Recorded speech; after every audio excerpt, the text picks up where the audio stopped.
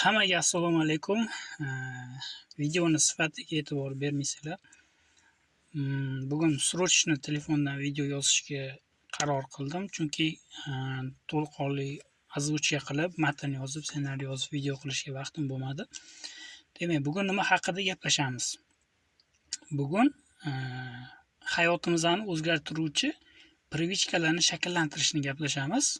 Ya'ni o'sha odatlar. Misol uchun ko'pchilikda sigaret chekish yoki o'sha aroq ichish yoki oddiy energetik ichish yoki gazli ichimliklar ichish, shokoladlar, o'sha shirinliklar yeyish kabi privichkalar bor. Uni odamlar nima deydi? Bugun men Pepsi ichishim kerak deb miyasida o'ylamasdan amalga oshiriladigan narsalar bu privichka deyiladi. Ya'ni siz o'ylamaysiz, lekin o'sha ishni qilgingiz keladi. Ongli ravishda emasda, o'sha xohish bo'ladi, shuni amalga oshirish uchun. Xuddi shu privichkalarni ikki xili bo'ladi. Biri o'sha yomon privichkalar, ikkinchisi yaxshi. Inson o'zini hayotida qanchalik o'sha yaxshi privichkalarni ko'paytirsa, uni hayoti ham shu yaxshi privichkalarni anaqasiga, hissasiga hayot ham o'zgarishni boshlaydi, fikrlash ham, dunyoqarash ham o'zgarishni boshlaydi. Bugun sizlar bilan shu yaxshi privichkalarni shakllantirish haqida gaplashamiz. O'shalarni oson yo'lini aytaman. Bu meni hayotiy tajribamdan kelib chiqqan narsani aytyapman. Men qanaqadir psixolog yoki qanaqadir treningda o'rganmaganman. Shaxsiy tajribamda sinaganman va bu menga juda ham yordam bergan. Birinchisi o'sha hayotimni o'zgartirmoqchi bo'lganman va birinchi qilgan ishim shu odamlar orasidan o'zimni ajratganman. Misol uchun shu ko'chadagi o'rtoqlar, qo'shni, balobatlar, o'shalar bilan bo'lar bo'lmasan yig'ilishlar, mahallaga chiqib semishga chaqib kola bilan ichib o'tirishlar, shunaqalardan o'zimni cheklaganman. Chunki u yerda na bir mazmunli nimadir kerakli narsa olasiz, yo'q boshqa qanaqadir foydali narsa qilasiz. Prosta o'tirib gaplashib qilinadi. U darajada misol uchun men o'zimga shunaqa o'ylaganmanki, misol uchun odam qachon o'sha bemalol semishga chaqib nimadirlarni bemalol o'tiradi. O'zini hayotidagi hamma o'sha birlamchi, ikkilamchi, uchlamchi uchlamchi ehtiyojlari qondirilgandan keyin. Birlamchi ehtiyoj nima? Birlamchi ehtiyoj birinchisi sog'liq, ikkinchisi uy-joy.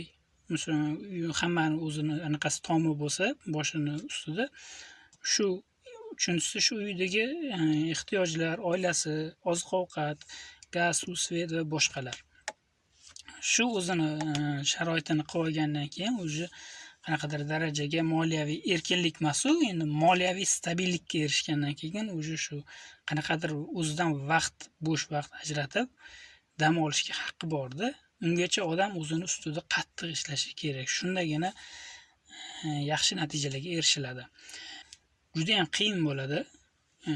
Birinchi privichkalarni shakllantirish yo'li o'sha o'zingizni majburlaysiz. Misol uchun qanaqadir ish qildingiz, o'xshamadi. O'sha o'xshamagan uchun o'zingizni jazolab, qanaqadir yomon privichkani qilasiz. Misol uchun cheklaysiz, o'zingizni cheklaysiz. Misol uchun men kola ichishni yaxshi ko'raman, kola yoki energetiklarni.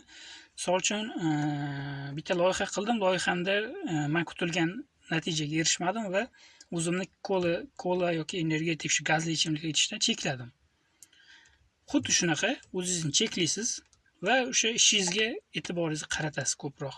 Hayotingizni yaxshilaydigan privichkalarni shakllantirishni eng oson yo'li.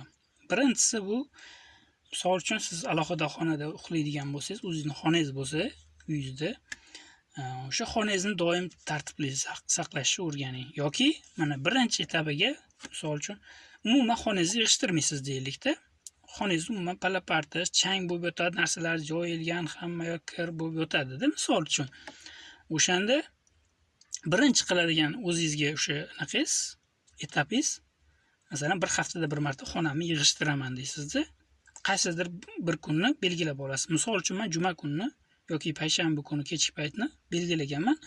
O'sha payshanba kuni kechki payt men xonamni, uyimni misol uchun polniy уборка qilaman, tozalayman. Va o'sha tozalaganimda, misol uchun, o'sha oldingi holati bilan, misol uchun,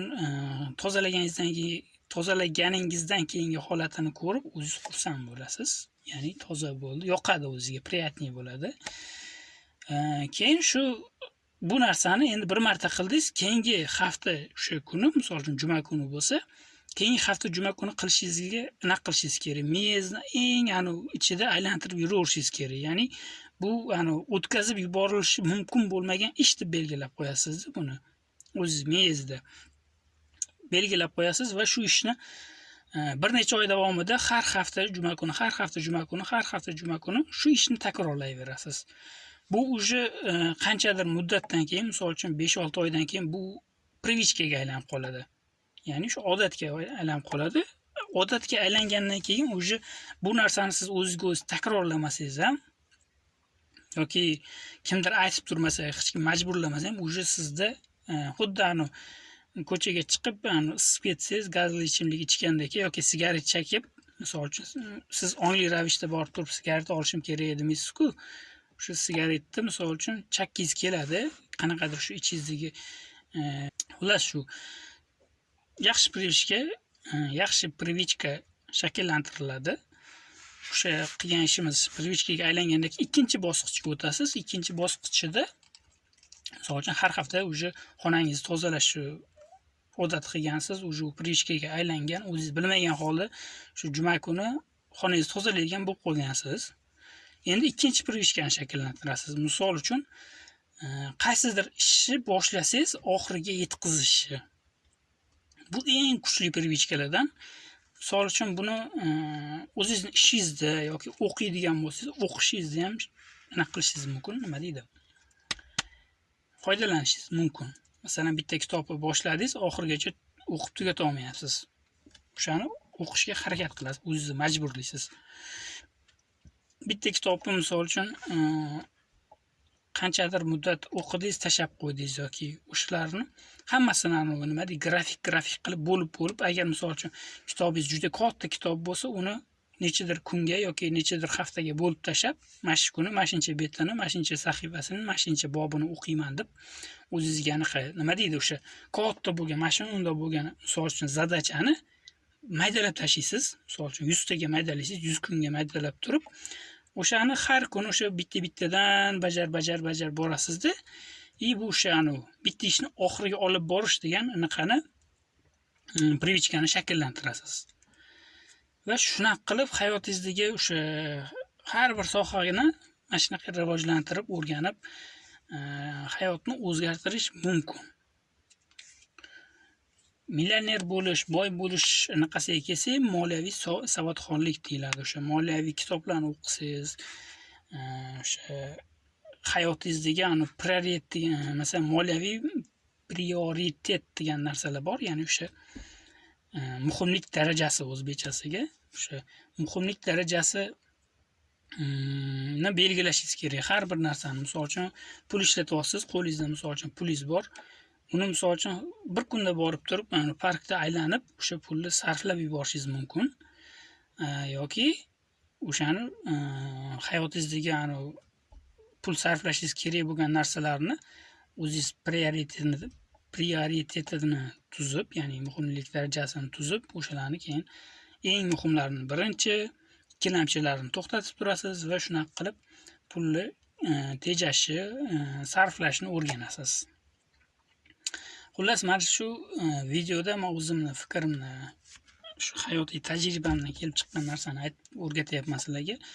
Bu kimlarga foydali bu rolik? Bu rolik misol uchun endi maktabni bitirgan bolalarga, hayotini o'zini yo'lga qo'yayotganlar, misol uchun kimdir ota-onasi har kun ishda bo'lib bolalariga o'rgata olmas yoki o'qituvchilar bu narsalarni maktabda hech kim o'rgatmaydi, maktabda aytmaydi bu narsalarni yoki o'sha kollejda.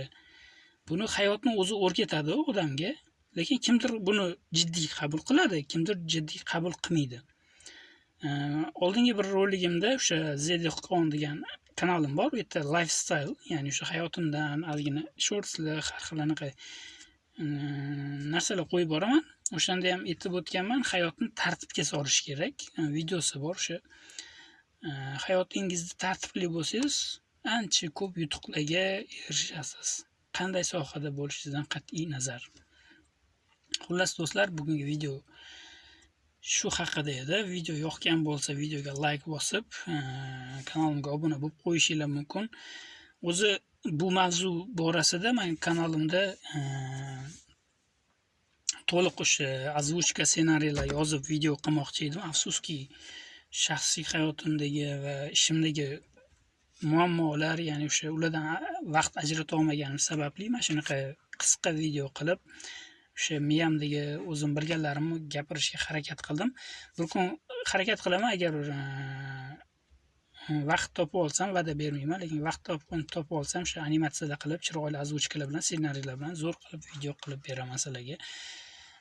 Video yoqgan bo'lsa, albatta videoga like bosib, kanalimga обязательно obuna bo'lib qo'yinglar. Bu yerda o'zimizni shu inson sifatida rivojlantirishga yordam beradigan o'zimni shaxsiy fikrlarimni va maslahatlarimni berib boraman. E'tiboringiz uchun rahmat. Xayr, salomat bo'ling.